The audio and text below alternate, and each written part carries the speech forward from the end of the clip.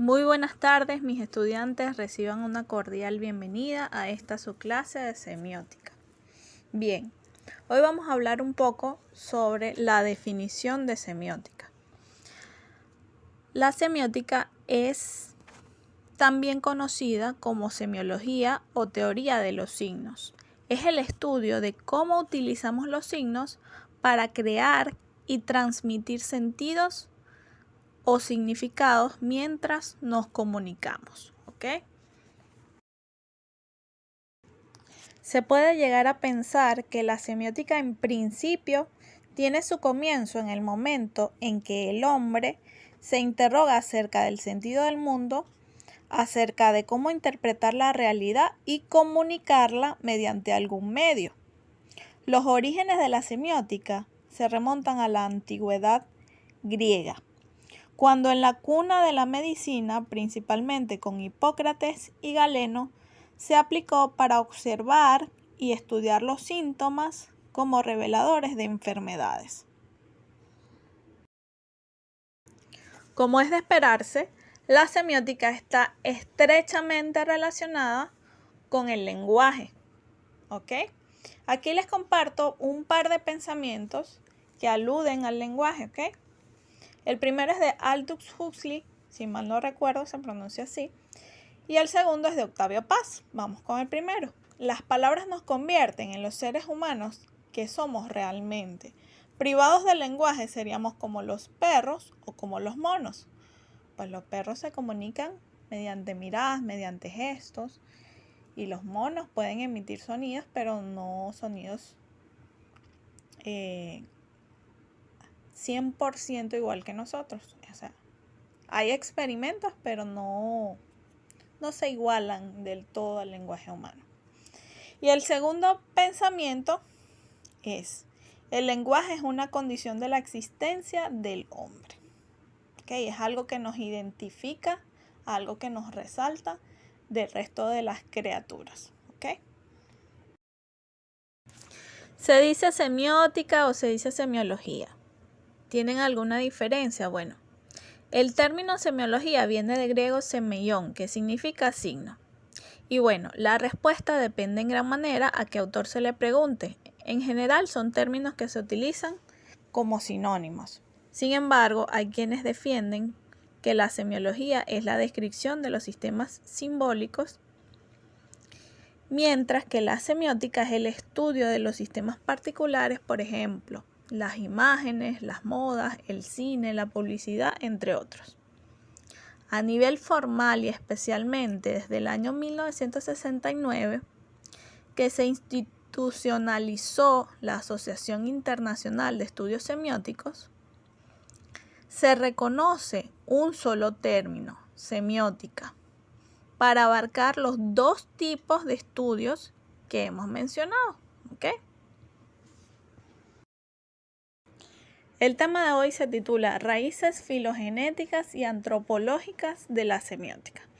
¿Y con qué se come eso, profesora? ¿De qué se trata eso? Bueno, la filogenia o filogénesis son términos sinónimos. Tienen que ver con la formación y el encadenamiento de líneas evolutivas animales o vegetales. Es el estudio de esta formación, ¿ok? Mientras que la antropología es el estudio del hombre como especie animal. Entonces, ¿cómo se relacionan estas dos ciencias o disciplinas con la semiótica? Bueno, la semiótica es el estudio de los signos en medio de la comunicación. Entonces, ¿qué tienen que ver esas raíces filogenéticas y antropológicas? Sencillo. ¿Cuáles son los signos que distinguen al hombre del resto de las criaturas y cómo los utilizan para comunicarse? De eso se trata, ¿ok? De eso se trata este tema. En palabras sencillas y simples, la filogenética es un adjetivo que lo que significa es relativo a la filogenia, que ya les expliqué con anterioridad, ¿ok? Aquí tienen la etimología de la palabra filogenética. El origen de esta palabra está constituido por el prefijo griego philion, que significa raza, que no se debe confundir con otro prefijo que también es griego, que es philo, que significa en un sentido amor por, como en filosofía, ¿ok? Philo en filosofía significa amor por y sofía, sabiduría o conocimiento. Entonces, filosofía es amor por la sabiduría o el conocimiento. Pero en filogenética no es así. En filogenética lo que significa es raza, ¿ok? Eso es lo que significa en filogenética. Y va acompañado de otro sufijo que es genes. En este sentido, lo que traduce o significa es producir, formar, que se desprende, clase, linaje, y el sufijo tica, que lo que indica es que va en propiedad asociada, ¿ok? Asociado a los otros dos prefijos. La filogenia del lenguaje se refiere a la forma en que las lenguas humanas se han desarrollado a lo largo de la historia, ¿ok? Por ello el gráfico evolutivo del hombre. Teniendo en cuenta los patrones evolutivos y cómo se ha adaptado el lenguaje a distintos contextos sociales para responder a los requerimientos contextuales, ¿ok? Adicionalmente, la filogenia del lenguaje también atiende a las relaciones que se pueden establecer entre el lenguaje humano y las formas de comunicación de otras especies. Mientras que la ontogenia del lenguaje se refiere al proceso de desarrollo del lenguaje en los niños durante sus primeras etapas de vida. Ese proceso tiene un origen biológico y se basa en etapas que se superponen unas a otras. La adquisición del lenguaje es una etapa trascendental en el proceso de la ontogenia cerebral. El lenguaje se construye mediante un programa genético al interaccionar con los primeros sonidos recibidos del medio ambiente. ¿Ok? Gracias al teórico Charles Darwin, se creó una teoría evolucionista o un mito que no ha sido comprobado. Esa teoría es la parte de la idea de que el hombre desciende del mono. Sin embargo, hay lingüistas que están como que en oposición o en contraposición de esa teoría. Unos la aprueban, otros no. ¿Ok? Esa teoría algunos lingüistas la descartaron por completo debido a que hicieron diferentes experimentos con chimpancés en los cuales se les entrenó para hablar el sistema de señales gestuales basado en el código de los sordomudos, ¿ok?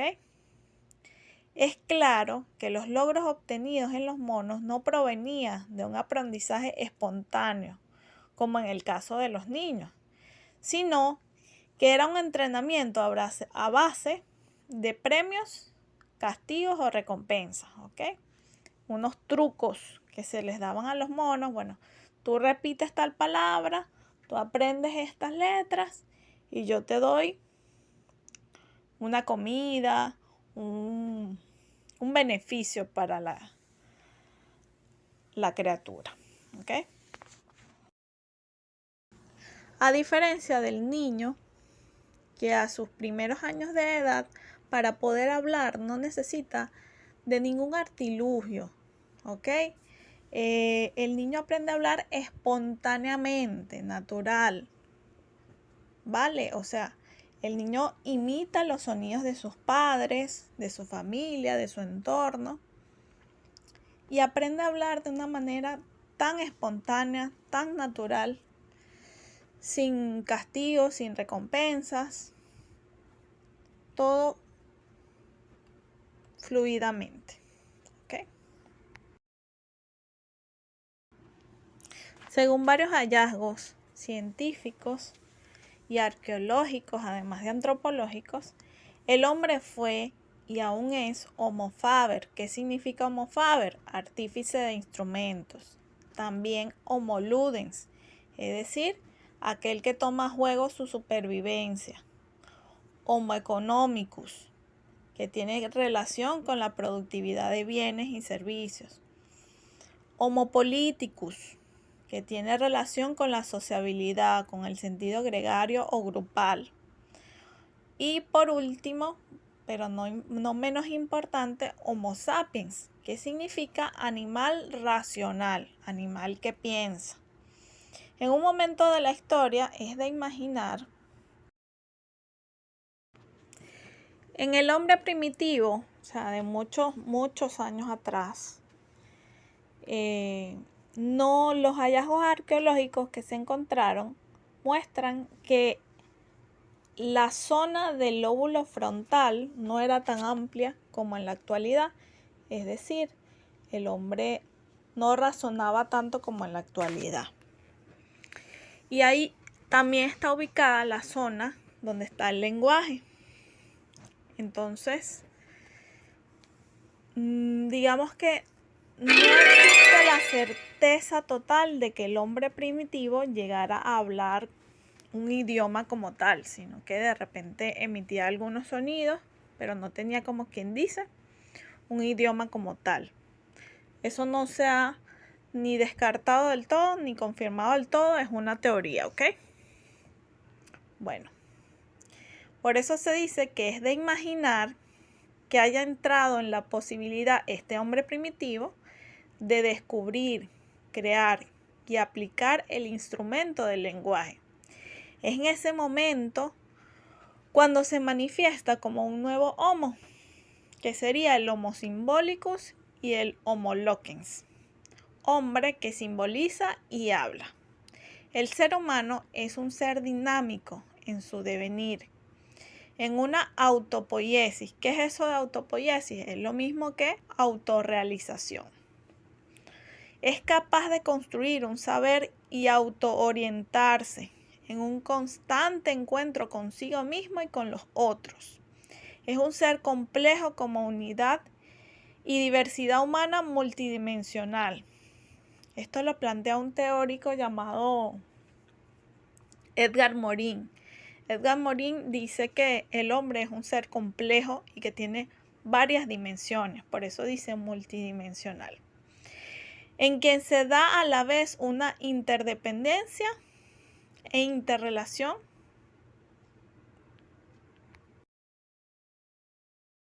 Esa interdependencia e interrelación se da entre el cerebro, la mente y la cultura. Se da entre la razón, el afecto y el impulso. Se da entre el individuo, la sociedad y la especie. Así lo planteó, como les dije con anterioridad, un teórico llamado Edgar Morin. No sé si ustedes han escuchado nombrar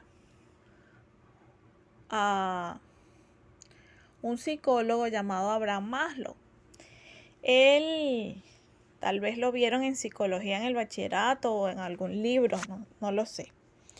Pero el caso es que cae muy bien a colación porque esa pirámide, bueno, él habla de un gráfico que él creó que se llama la pirámide de Maslow, que habla de las necesidades del hombre, ¿no? Entonces, digamos que es una pirámide dividida en varios peldaños, ¿verdad? Cada peldaño tiene un color y unas características. El primer peldaño es la fisiología. En esa parte está la respiración, la alimentación, el descanso, el sexo. En el segundo peldaño tenemos a la seguridad. Ahí se refiere a la seguridad física, la necesidad de empleo, de recursos, a la parte familiar, de salud, de propiedad privada, ¿ok? Luego, como tercer peldaño, tenemos la afiliación, ¿ok? Aquí es como que la parte de relacionarse con otros. Tenemos la amistad, el afecto, la intimidad sexual, esa necesidad del ser humano ofrecer amor y recibir amor, ¿ok? Amar y ser amado, esa reciprocidad. En el siguiente peldaño tenemos el reconocimiento.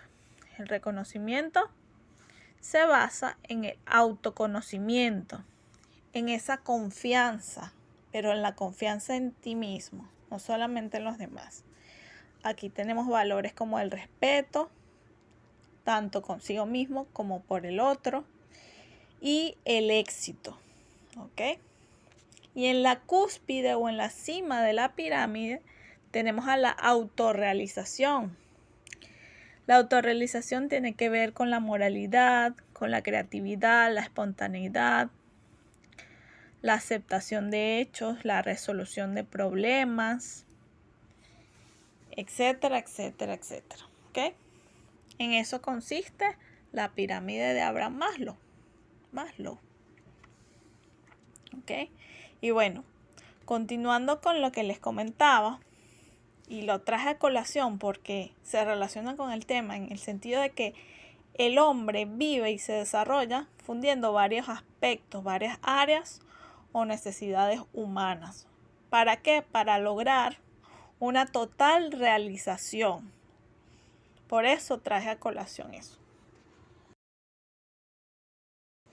Según varios autores, el hombre vive fundiendo varias áreas de su vida o varias dimensiones. ¿Okay? Es lo que se conoce como dimensiones humanas. La primera dimensión humana es la parte cognitiva, ¿ok? La parte intelectual, de raciocinio, de pensamiento y de conocimiento. En otras palabras, la dimensión cognitiva es la capacidad de construir conocimiento y aplicarlo en la propia vida. Es usar el intelecto. La dimensión biológica o física. Esta dimensión tiene que ver con la parte anatómica, fisiológica o corporal, ¿ok? Tiene que ver con las necesidades básicas como alimentarse, la sensación de seguridad, de proteger a los suyos, de reproducirse, de realizar alguna actividad, de descansar, de tender a la supervivencia. Y por último, de cesar en las funciones naturales, es decir, de fallecer. ¿Okay?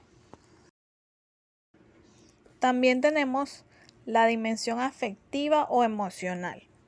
En esta, el hombre aspira a estar ligado con los demás y con el mundo dentro del cual vive. El ser humano tiene la necesidad de afecto, de aceptación, de seguridad. No solamente la seguridad física, en este caso es la seguridad afectiva. En esta área, el hombre necesita reciprocidad amorosa, ese dar y recibir afecto. No necesariamente un afecto de pareja, sino afecto también familiar en muchas áreas, incluyendo esa, obviamente. La dimensión ética moral. Esta dimensión hace referencia a la capacidad de los seres humanos para reconocer aquello que es lo más correcto, ya sea en base a unos criterios propios o en función de lo que indiquen las normas sociales. ¿Ok? El ser humano debe tratar de actuar garantizando el mayor bien posible para los demás y para sí mismo. Y debe reconocer que los demás tienen los mismos derechos que nosotros, o que el individuo, pues, el grupo tiene los mismos derechos que el individuo. Hay una dimensión que no aparece graficada, pero es la dimensión valorativa o estética. Esta función tiene que ver con la capacidad de asombro ante lo que se considera bello, ante la naturaleza y ante el arte. ¿Ok? Es valorar eso que observamos como algo agraciado, algo agradable, ¿ok? A continuación tenemos la dimensión espiritual. El ser humano trasciende a su naturaleza temporal, tanto por la aspiración y creencia en un ser supremo y en una supervivencia sobrenatural, como por la perpetuación de sus huellas espirituales a través de la historia. ¿Qué quiero decir con eso? Bueno, trascender es ir más allá del tiempo, es romper barreras, es permanecer más allá de la muerte. Eso se logra por diversos aportes en la memoria de alguna comunidad o en la memoria del colectivo, dejando un legado, un mensaje importante para recordar en el presente, sin importar que ya no esté físicamente. Por ejemplo, los aportes del señor Mahatma Gandhi con la cultura de la paz, con la no violencia. Eso trascendió, ¿ok? Eso permaneció. La dimensión social. El ser humano es un ser gregario. Es por ello que la interacción con los demás supone una de las más importantes dimensiones que están presentes en su vida. Como miembros de una sociedad y más concretamente de grupos familiares, de amigos o de cualquier otra índole, es necesario mantener el contacto con otras personas para garantizar la supervivencia. Aspectos a desarrollar como tener buenas amistades, vivir en una familia, contribuyen a poder alcanzar el bienestar y la felicidad.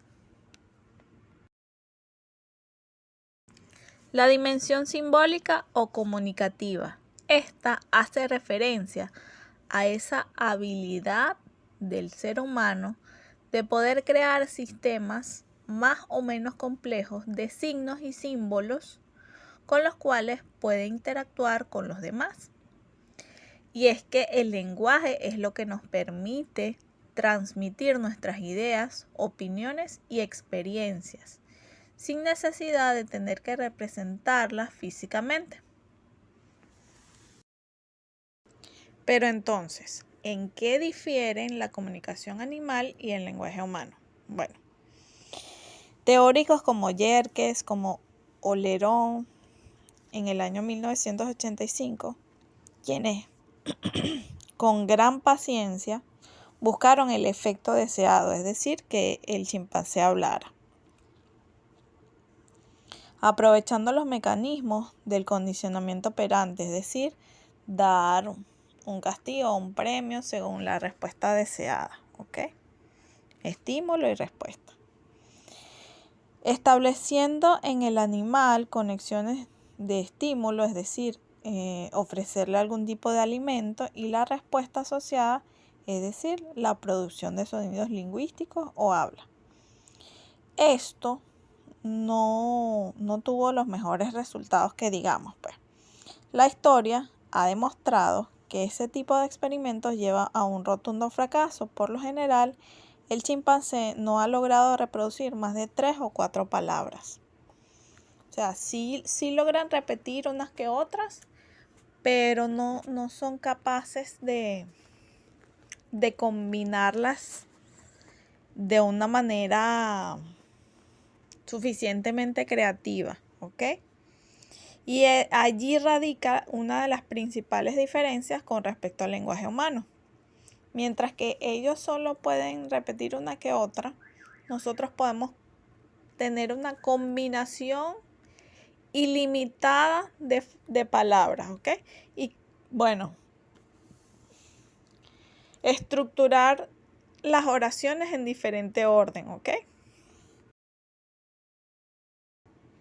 En el lenguaje humano se pueden realizar diversas composiciones de diferentes categorías, por ejemplo, las narraciones, los poemas, guiones de teatro, donde predomina la tragedia, la comedia o el drama. Se pueden componer ensayos, reflexiones y canciones, etcétera, etcétera, etcétera. Mientras que en la comunicación animal hay diversos gestos y sonidos en lo que se refiere a la parte de las palabras, no son capaces de realizar sus propias composiciones de manera ilimitada, a diferencia de nosotros los seres humanos. Diferencias entre lenguaje, lengua y habla. La primera diferencia radica en que el lenguaje es una capacidad humana. Nuestro cuerpo está diseñado para poder comunicarnos a través del lenguaje, mientras que la lengua es un sistema lingüístico con unas características propias fuertemente diferenciadas. Está normalizado con un código de signos determinado. Por ejemplo, si yo digo perro, en español usted se imagina un animalito de 4 patas con una colita que se alegra, etcétera, etcétera, ¿verdad? Pero si yo digo dog, me refiero al mismo animal, pero no se escribe igual, ni se pronuncia igual. Entonces ahí vemos cómo es un sistema de signos, un sistema lingüístico con unas características propias fuertemente diferenciadas y que tiene una norma para escribirse diferente de acuerdo a la cultura donde se hable esa lengua, ¿ok? Mientras que el habla no es un sistema lingüístico ni tampoco está normalizada. Otra diferencia. El lenguaje no tiene por qué basarse en un sistema de carácter lingüístico. En el ser humano, el lenguaje está localizado en un área específica del cerebro. En este caso, en uno de los lóbulos frontales. ¿Ok? Mientras que la lengua posee una distribución geográfica considerable y no está delimitada por razones territoriales. Es sinónimo de idioma. ¿Ok? ¿Por qué digo que posee una distribución geográfica considerable, pero que no está delimitada por razones territoriales? Porque yo puedo estar en Japón y hablar japonés, pero me puedo ir de viaje al sur y sigo hablando varios idiomas como japonés, español, inglés, entre otros. Entonces,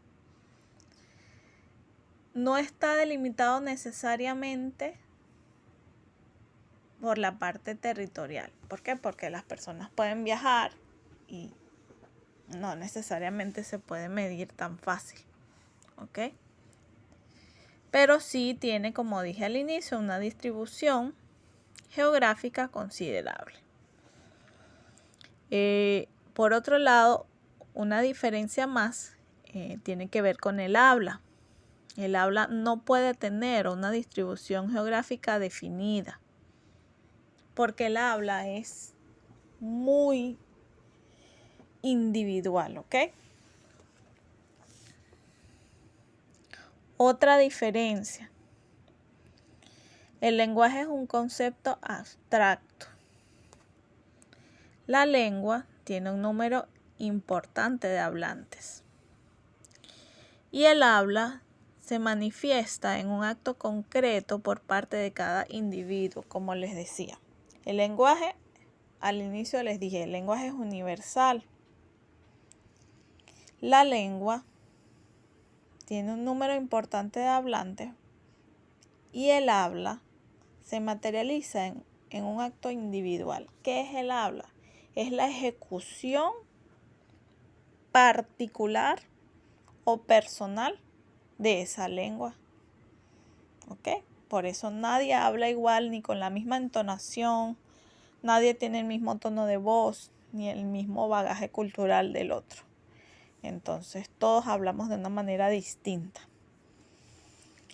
Y la semejanza, una de las pocas semejanzas que encontré es que tanto el lenguaje como la lengua y como el habla expresan ideas, sentimientos y deseos. ¿Ok?